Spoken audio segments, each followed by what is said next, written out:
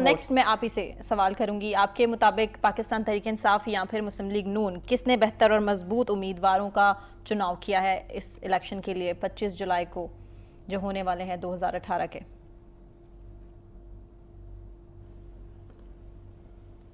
اس کو ہم اس کانٹیکسٹ میں دیکھیں گے کہ 2008 کے اندر جو الیکٹیبلز تھے وہ چلے گئے تھے پیپلز پارٹی میں, they were able to win.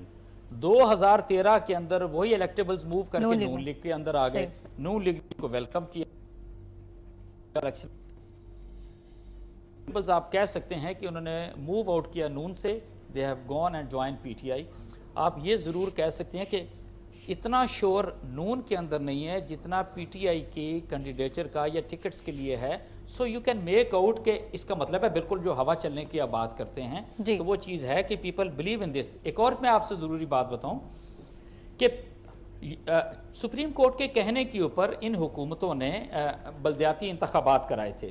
آپ صرف اتنا اندازہ لگائیے کہ یونین کونسلز کو 2.5 سال سے زیادہ ہو گیا, پورے پنجاب کی میں بات کروں, انہوں نے کسی طرح کا کوئی ان کے تھرو کوئی کام نہیں کرایا. ان کا جو ڈیولپمنٹ کا فنڈز کا جو ایک لحاظ سے پرسنٹیج آتی تھی وہ نہیں کیا. اس کو کمپیئر کریں ذرا پی ٹی آئی کے ساتھ, اور یہ ایک میسج جاتا ہے ایکچولی جتنے بھی یونین کونسل کے لوگ ہیں, پی ٹی آئی نے پچھلے 2.5 سالوں کے اندر 30% کا جو ڈیولپمنٹ فنڈز تھے وہ انہوں نے مختص کیے تھے پورے صوبے کے اندر. And you go and see how they have worked actually with the help of PTI پورے خیبر پختونخوا کے اندر.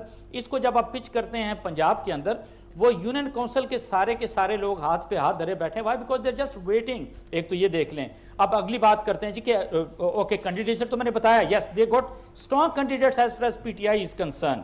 اچھا دوسری چیز یہ بھی آپ دیکھ لیجئے کہ چودھری نثار کی بات کر لیں, زعیم قادری کی بات کر لیں, اس کے علاوہ بھی وہاں پر آپ کو وہ فریگمنٹیشن, وہ کریکس آپ کو ابھی اگلے آنے والے دونوں کے اندر ہے نا. صحیح امید پہ زندہ محمد نواز شریف نیچرلی ان کو تو آپ نے ڈسکوالیفائی کر دیا ہوا ہے. شہباز شریف صاحب آپ دیکھیں آنے والے دنوں کے اندر بالکل ساری چیزیں تو سامنے